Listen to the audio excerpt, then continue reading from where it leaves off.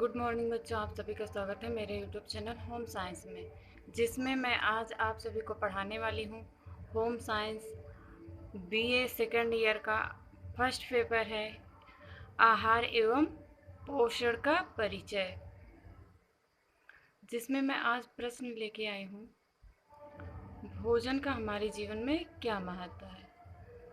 जी हाँ बच्चों, पहला प्रश्न है और इम्पोर्टेंट प्रश्न है, भोजन का हमारे जीवन में क्या महत्व है और भोजन की परिभाषा देते हुए उसके कार्यों को समझाइए। भोजन से आप क्या समझते हैं, इसकी हमें आवश्यकता क्यों होती है, विस्तार से लिखिए। जी हाँ बच्चों, आप सब ध्यान से पढ़ें क्योंकि होम साइंस में ये पूछा गया है। आगे देखते हैं आंसर में। मानव शरीर की तुलना भाप से चलने वाले रेल के इंजन से की जा सकती है। जी हाँ, भाप से चलने वाले रेल के इंजन से की जा सकती है मानव शरीर की तुलना। जिस प्रकार रेल के इंजन में कोयला जलाकर भाप के द्वारा उसे गतिशील रखने के लिए ऊर्जा प्राप्त की जाती है, उसी प्रकार मनुष्य के शरीर को क्रियाशील बनाने के लिए क्रियाशील ऊर्जा भोजन के द्वारा प्राप्त की जाती है। जैसे इसमें कह रहे हैं, जिस प्रकार रेल के इंजन में कोयला जलाकर भाप के द्वारा उसे गतिशील रखने के लिए ऊर्जा प्राप्त की जाती है, उसी प्रकार मनुष्य के शरीर को क्रियाशील बनाने के लिए ऊर्जा भोजन के द्वारा प्राप्त की जाती है। भोजन शरीर को पोषण प्रदान करता है। हमारे भोजन में विभिन्न प्रकार के पोषक तत्व होते हैं, जिनका संतुलित प्रयोग शरीर को स्वस्थ एवं क्रियाशील बनाता है। अगर हम इसका संतुलित प्रयोग करेंगे तो वह हमारे स्वास्थ्य को क्रियाशील बनाएगा, जैसे रेल के इंजन की तरह। भोजन के कार्य देखते हैं बच्चों। भोजन के कार्य, फूड और फंक्शन। भोजन के कार्यों को हम निम्नलिखित भागों में बांट सकते हैं। नंबर 1 है शारीरिक कार्य। अब देखते हैं भोजन के क्या होते हैं शारीरिक कार्य में, जैसे ऊर्जा प्रदान करना और नए तंतुओं का निर्माण करना व उनकी टूट फूट की मरम्मत करना, शरीर को रोग प्रतिरोधक क्षमता का विकास करना। और मनोवैज्ञानिक कार्य क्या है, एक मनोवैज्ञानिक कार्य भी है भोजन के और सामाजिक कार्य भी हैं।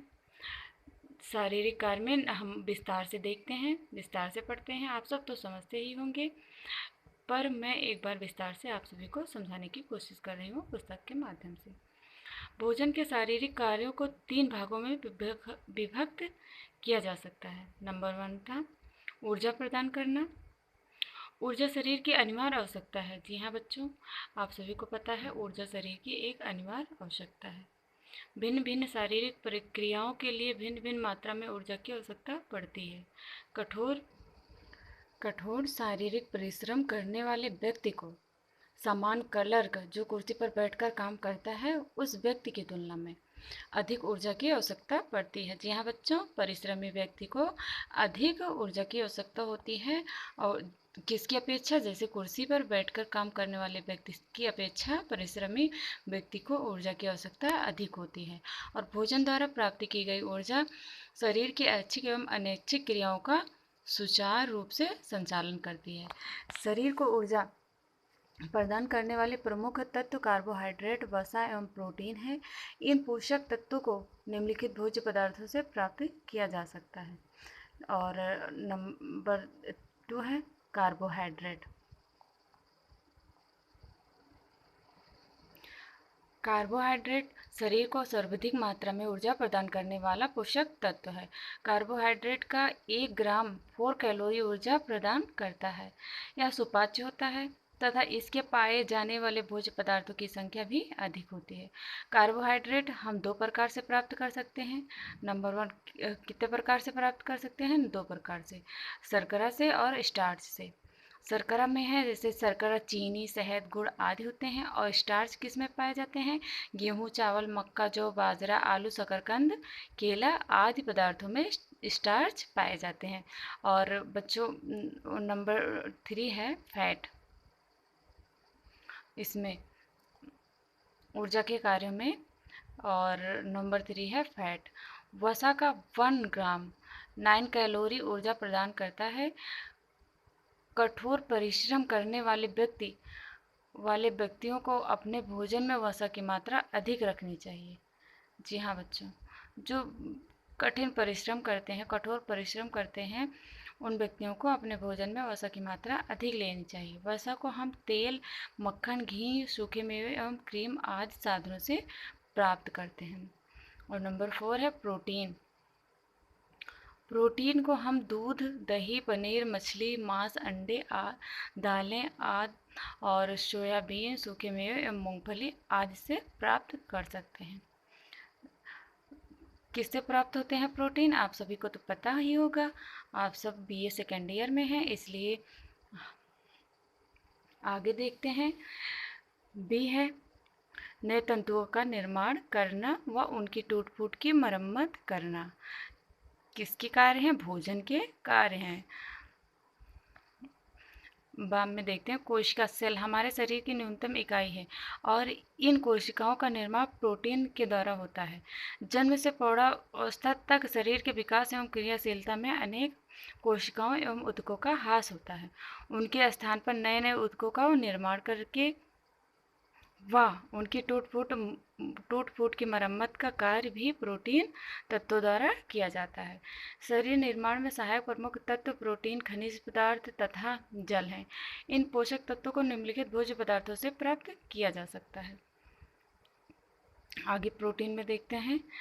जैसे कि आप सबको पता है, पहले मैंने ये शारीरिक कार्य में जो ऊर्जा देने वाले शारीरिक कार्य में थे, उनको मैंने बताया। अब ये नए तंतुओं का निर्माण करना व उनकी टूट फूट की मरम्मत में है प्रोटीन की आवश्यकता कितनी पड़ती है, ये बता आगे समझते हैं। प्रोटीन दिए हैं, आगे देख रहे हैं। शरीर के निर्माण कार्य में प्रोटीन का महत्वपूर्ण स्थान है।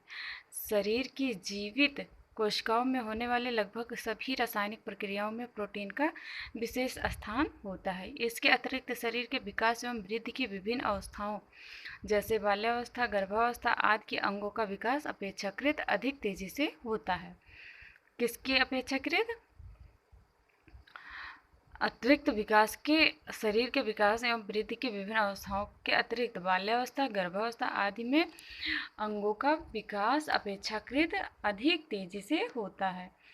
ऐसी स्थिति में शरीर को प्रोटीन की आवश्यकता अधिक होती है, अधिक मात्रा में है आवश्यकता पड़ती है। प्रोटीन तत्वों को हम दूध, दही, पनीर, अंडा, मांस, सोयाबीन, मूंगफली, सूखे मेवे व दालों आदि से प्राप्त करते हैं।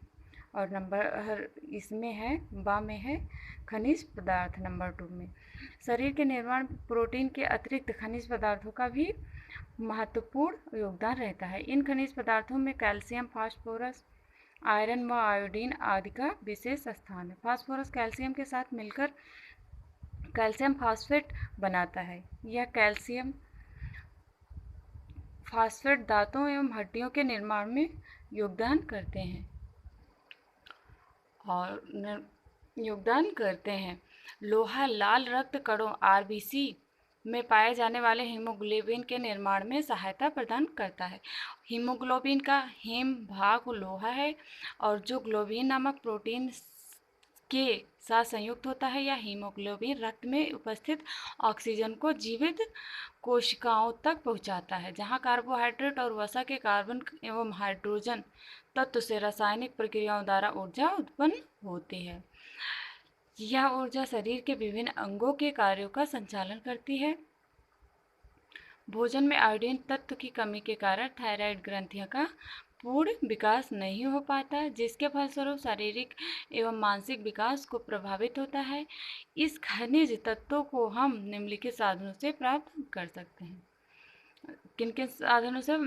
साधन हैं जिनसे हम इन खनिज तत्वों को प्राप्त कर सकते हैं, जिसमें से कैल्शियम है, फास्फोरस है, आयोडीन है, लोहा, जल। आप सभी को पता है कैल्शियम किस में पाया जाता है? दूध में पाया जाता है, दही, हरी सब्जियां, पनीर। फास्फोरस किस में? सोयाबीन, दालें, साबुत अनाज, दूध, अंडा, यकृत, गुर्दा आदि में। और आयोडीन प्याज में पाया जाता है, समुद्री मछली में आदि में पाया जाता है, नमक में भी पाया जाता है आयोडीन। और लोहा बादाम, मुनक्का, खजूर, हरी सब्जियां, यकृत, मांस, मछली आदि में पाया जाता है। जल किस में पाया जाता है? प्रोटीन एवं खनिज पदार्थों के अतिरिक्त शरीर निर्माण के तत्वों में जल की भी प्रमुख भूमिका है। एक प्रकार से जल हमारे जीवन की अनिवार्यता है और उसके बिना जीवन की कल्पना भी नहीं की जा सकती। जी हाँ दोस्तों, जीवन की कल्पना नहीं की जा सकती जल के बिना, क्योंकि कहा जाता है जल ही जीवन है। जल हमारे शरीर की सभी कोशिकाओं एवं ऊतकों में पाया जाता है। हमारे शरीर में लगभग 60% जल पाया जाता है। विभिन्न कोशिकीय द्रव्यों के निर्माण में जल का महत्वपूर्ण स्थान है, जो शरीर के लिए अत्यंत आवश्यक होती हैं। जल की प्राप्ति का प्रमुख साधन पेय पदार्थ होते हैं। हाँ दोस्तों, जल के प्राप्ति के प्रमुख साधन क्या होते हैं? पेय पदार्थ होते हैं, किंतु इसके अतिरिक्त रसीले फल, सब्जियों आदि से भी इसे प्राप्त किया जा सकता है। नंबर 4 है शरीर की रोग प्रतिरोधक क्षमता का विकास करना। शरीर के विभिन्न एवं उसकी क्रियाशीलता को सुचारू रूप से चलाने के लिए ऊर्जा जनित तत्वों तथा निर्माणक तत्वों के साथ सुरक्षात्मक तत्वों की भी आवश्यकता पड़ती है। जी हाँ बच्चों, सुरक्षात्मक तत्वों की आवश्यकता पड़ती है शरीर के निर्माण में। और भोजन के साथ शरीर में पहुँचने वाले यह सुरक्षात्मक तत्व हमारे शरीर को जैविक क्रियाओं को नियंत्रित करते हैं तथा अंगों को सुचारू रूप से कार्य संचालन में सहायता पहुंचाते हैं। इन तत्वों के असंतुलन से शरीर का विकास प्रभावित होता है और व्यक्ति अनेक रोगों से पीड़ित हो जाता है। शरीर की सुरक्षा अथवा रोग प्रतिरोधक क्षमता का विकास करने के लिए आवश्यक तत्व खनिज लवण, विटामिन, जल, प्रोटीन, इन तत्वों को निम्नलिखित भोज्य पदार्थों से प्राप्त किया जा सकता है। आगे देखते हैं मिनरल साल्ट अर्थात खनिज लवण। शरीर को स्वस्थ रखने के लिए खनिज लवण अत्यंत आवश्यक तत्व है। इन तत्वों के द्वारा शरीर में अनेक महत्वपूर्ण रासायनिक क्रियाओं का संचालन होता है। इन तत्वों के द्वारा ही शरीर में पानी का संतुलन तथा क्षार और अम्ल का संतुलन रहता है। इसके अतिरिक्त चोट आदि लगने पर निकलने वाले रक्त का थक्का जमने की प्रक्रिया में भी यह तत्व सहायता पहुंचाते हैं। इन तत्वों को हम हरी पत्तों वाली सब्जियों, सोयाबीन, अंडा, दालें, अनाज, दूध, पनीर, दही, सूखे मेवे आदि से प्राप्त कर सकते हैं। विटामिन्स हैं। आगे विटामिन का प्रमुख कार्य शरीर में रोगों के से प्रतिरोध करने की क्षमता उत्पन्न करना है। आहार में इनकी कमी होने पर शरीर दुर्बल हो जाता है तथा अनेक रोग उत्पन्न हो जाते हैं, जैसे स्कर्वी, रिकेट्स, बेरी एनीमिया आदि। ये सभी रोग किससे होते हैं? विटामिन की कमी से होते हैं। विटामिन 6 प्रकार के होते हैं, vitamin A, B, C, D, E और के।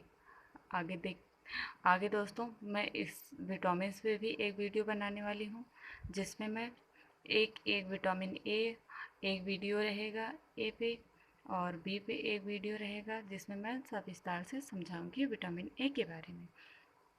आगे देखते हैं विटामिन के यह सभी प्रकार शरीर में अलग अलग कार्य करते हैं, अतः आहार में इनका दैनिक प्रयोग एवं संतुलन अति आवश्यक है। इन तत्वों को हम दूध तथा दूध से बने पदार्थों, हरी व पीली सब्जियों, नींबू, संतरा, आम आदि फलों, आलू, अंडा, मछली, यकृत, अनाजों, गेहूं, जौ, मक्का तथा सोयाबीन के साबुत दालों एवं मूंगफली आदि से प्राप्त कर सकते हैं। क्या प्राप्त कर सकते हैं? विटामिन।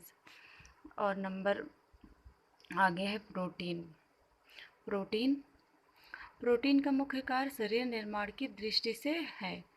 शरीर विकास की सामान्य अवस्थाओं जैसे शिशु अवस्था, बाल्यावस्था, किशोरावस्था तथा गर्भावस्था जैसे विशेष अवस्थाओं में जब शरीर के विकास की गति तीव्र होती है, आहार में प्रोटीन तत्वों का पर्याप्त मात्रा में उपलब्ध होना अति आवश्यक होता है।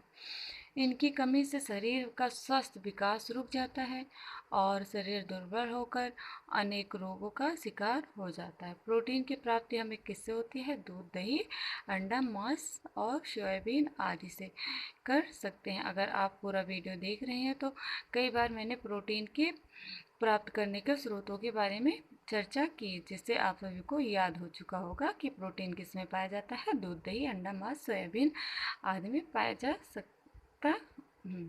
और जल, हमारे शरीर की सुरक्षा में जल का विशेष महत्व है। जल शरीर में उपस्थित अनेक द्रव्यों की मात्रा का नियंत्रण करता है तथा उत्सर्जन की प्रक्रिया में सहायक होता है। जल की प्राप्ति हम शुद्ध जल के अतिरिक्त पेय पदार्थों, रसीले फलों व सब्जियों आदि से कर सकते हैं। तक बच्चों शारीरिक कार्य पढ़ रहे थे, अब मनोवैज्ञानिक कार्य पढ़ने वाले हैं। देख पा रहे हैं मनोवैज्ञानिक कार्य। आधुनिक मनोवैज्ञानिकों ने विभिन्न अनुसंधानों के आधार पर यह सिद्ध किया है कि भोजन केवल क्षुधा शांत करने तथा शरीर के पोषण का ही कार्य नहीं करता, अपितु वह व्यक्ति की अनुभूतियों को व्यक्त करने का एक उत्तम साधन भी है। एक गृहिणी के द्वारा उत्तम तरीके से पकाए जाने के बाद भोजन को किसी अतिथि के सम्मुख कलात्मक रूप से प्रस्तुत करना जहाँ उस गृहिणी को आत्मिक सुख पहुँचता है, वहीं उसकी स्वास्थ्य, मनोवृत्ति एवं भावनाओं का प्रदर्शन भी करता है। किसी व्यक्ति को भोजन के लिए आमंत्रित करने में उस व्यक्ति के प्रति आत्मीयता एवं मित्रता की अनुभूति होती है। इसी प्रकार किसी व्यक्ति को प्रस्तुत किया गया भोजन व्यक्ति के मानसिक तनाव को कम करता है। अनेक बार घर परिवार के बहुत सी समस्याओं का निदान खाने के समय सब लोगों के मिल बैठने के कारण ही संभव हो पाता है। मनोवैज्ञानिक कार्य हो गए। नंबर 3 है सामाजिक कार्य। कौन कौन से हैं? मानव एवं सामाजिक प्राणी है। जी हाँ दोस्तों, मानव एक सामाजिक प्राणी है। सोशल फंक्शन में देखते हैं। जिस तरह एक परिवार की रचना कुछ सदस्यों द्वारा होती है, ठीक उसी प्रकार समाज की रचना परिवार व कुटुंबों के द्वारा होती है। व्यक्ति आपस में भावनाओं का आदान प्रदान करके अपनी सामाजिक प्रतिष्ठा को बनाए रखता है। इस आदान प्रदान का एक माध्यम भोजन भी है, जिसके द्वारा व्यक्ति प्रेम, मित्रता, सहयोग आदि भावनाओं को प्रदर्शित करता है। समाज में कुछ विशेष अवसरों पर जैसे विवाह, दीपावली व अन्य त्योहारों पर व्यक्ति हर्ष और प्रदर्शित करने के लिए भोजन को माध्यम बनाता है। इसके अलावा कुछ विशेष दुखद अवसरों पर भी दान, दक्षिणा व ब्राह्मण भोजन कराने की प्रथा प्राचीन काल से प्रचलित है। आगे देखते हैं भोजन के सामाजिक कार्यों में। सुख व दुख के अवसरों पर तो भोजन को माध्यम बनाया ही जाता है। इसके अलावा आजकल शुभकामनाओं के साथ भी भोज्य सामग्री भेंट के रूप में देने का प्रचलन बढ़ता जा रहा है। उदाहरण के लिए जब कोई व्यक्ति किसी परिचित रोगी से मिलने जाता है तो वह अपनी शुभकामनाएं कुछ पौष्टिक भोज्य पदार्थों जैसे फल आदि भेंट लेकर के अभिव्यक्त करता है। कुछ इस तरह के अवसर होते हैं जिन्हें आयोजित सेलिब्रेट करने का माध्यम व विशेष आकर्षक भोज्य सामग्री होती है, जैसे क्रिसमस व बर्थडे पार्टी में केक काटने की क्रिया से संबंधित कर दिया गया है। भोजन का सामाजिक कार्यों के रूप में अंतिम पहलू सामाजिक स्थिति, सोशल स्टेटस का प्रदर्शन भी है। किसी एक विशेष सामाजिक स्थिति के परिवार के द्वारा लिया जाने वाला भोजन दूसरे परिवार के भिन्न होगा। अतः स्पष्ट है कि भोजन सामाजिक स्थिति का दर्पण भी है। भारत एक सांस्कृतिक प्रधान देश है। जी हाँ दोस्तों, भारत एक सांस्कृतिक प्रधान देश है। यहाँ अनेकता में एकता के दर्शन होते हैं। यहाँ भिन्न भिन्न जाति, संप्रदाय, संस्कृति व संप्रदाय समुदाय के व्यक्तियों का निवास है तथा इनके खान पान में काफ़ी भिन्नता है। इस तरह इनके भिन्न भिन्न भोजन के द्वारा इनकी जाति, भोजन से संबंधित मान्यताओं आदि का ज्ञान होता है। इस प्रकार यह पूर्णतः स्पष्ट है कि भोजन शारीरिक स्वास्थ्य के लिए उत्तरदायी है ही, साथ ही या मानसिक और मनोवैज्ञानिक व सामाजिक कार्यों में भी संपन्न करता है। अगर बच्चों आप सभी को वीडियो पसंद आया हो तो लाइक करें, कमेंट करें और सब्सक्राइब करें और चैनल को सब्सक्राइब कर लें, जिससे आप सभी को इससे संबंधित VA first year, second year, final और MA का वीडियो आप सभी को मिलता रहे। जय माता रानी। धन्यवाद बच्चों।